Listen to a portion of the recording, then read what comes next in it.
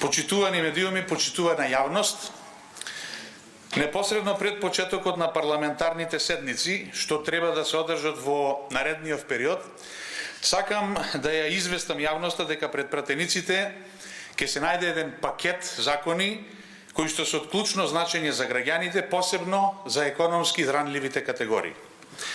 Со оглед на тоа што, поради почетокот на изборната кампања во пресред на локалните избори, собранието најверојатно ќе заседава најдоцна до 25 септември. Исклучително е важно работата на парламентот во овој нареден период да биде ефикасна и со конкретни резултати.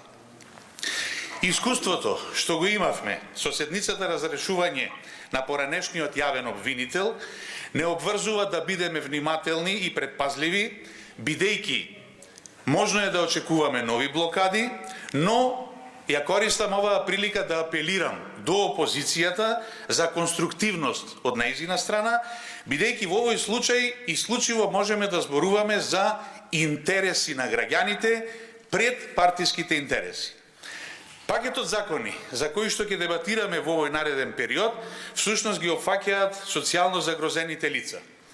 Работниците кои примаат минимална плата, стечајните работници, ги опфаќаат сите оние граѓани кои очекуваат повторно воведување на ефтина дневна и викенд тарифа на струјата, кои очекуваат укинување на радиодифузната такса и така натаму.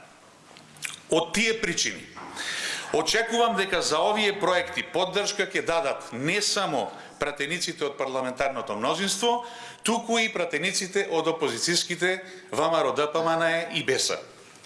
Во тој контекст, вчера и денеска побарав поддршка за конкретно овие три закони од сите парламентарни групи. Значи, популарно наречените закон за минимална плата, закон за стечајните работници и законот за укинување на радиодифузната такса. Побарав да ги донесеме во скратена постапка како предлог од група пратеници, односно да бидам поконкретен како предлог од координаторите на пратеничките групи. Во тек е очекувањето на поддршката опозицијата, инаку, ако ја добиеме до крајот денеска на работното време, така ќе ги поднесеме со нивна поддршка, а ако не, тоа ќе ги поднесеме како координатори на пратеничките групи од парламентарното мнозинство. И очекувам овој пат дека интересот на граѓаните ќе биде пред партискиот интерес.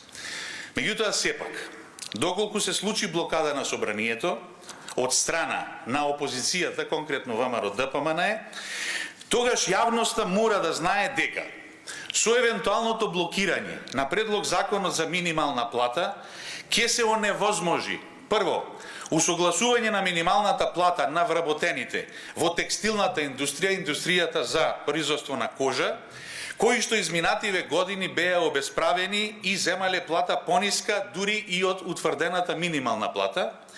И второ, ќе се оневозможи покачување на минималната плата во вредност од 12.000 денари нето.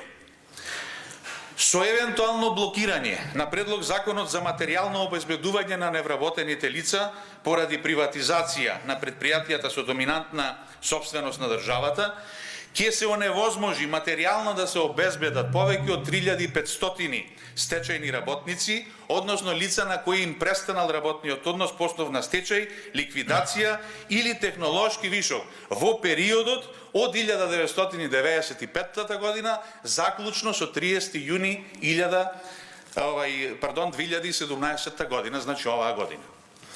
Овде станува збор за популарно, наречениот закон за стечајни работници, со кое секое невработено лице, кое најмалку 15 години било во работен однос во предпријатие со доминантна државна собственост и кое во денот на влегување на сила на овој закон е на возраст од најмалку 52 години за жени и 55 години за мажи, да се стекне со правото на паричен надомест во висина од 7596 денари месечно.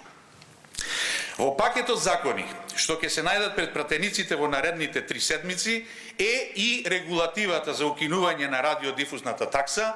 Знаете дека владата веќе донесе одлука, меѓутоа неопходно е да се извршат измени во законот за аудио и аудиовизуелни медиумски услуги, А оваа мерка буквално се однесува на секое семејство во државата.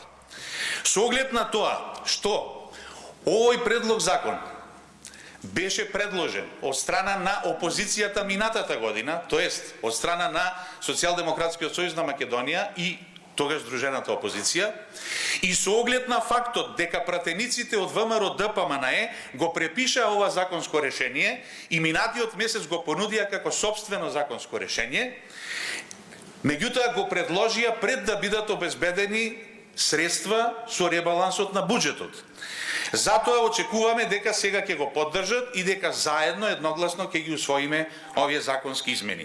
Оваа мерка заедно со мерката за враќање на ефтината дневна и викенд тарифа на струјата всушност ќе представува помош за буџетот кај сите граѓани во нашата држава. И уште еднаш да повторам дека за сите овие законски решенија со кои им се помага на граѓаните ќе биде побарана поддршка од сите пратеници, вклучително и од опозицијата. Граѓаните и нивните интереси треба да не обединуваат во овој законодавен дом, бидејќи ние сме овде поради нив, односно сите заедно сме тука заради интересите на граѓаните. Останува на нас, како парламентарни групи, но и како пратеници, поединечно да одлучиме како ќе действуваме. Во интерес на секој поединец на општество или во интерес на само неколкумина од нечие партиско раководство, кои со години наназад се испостави дека не само што не се грижеле, туку целосно ги запоставува интересите и потребите на граѓаните.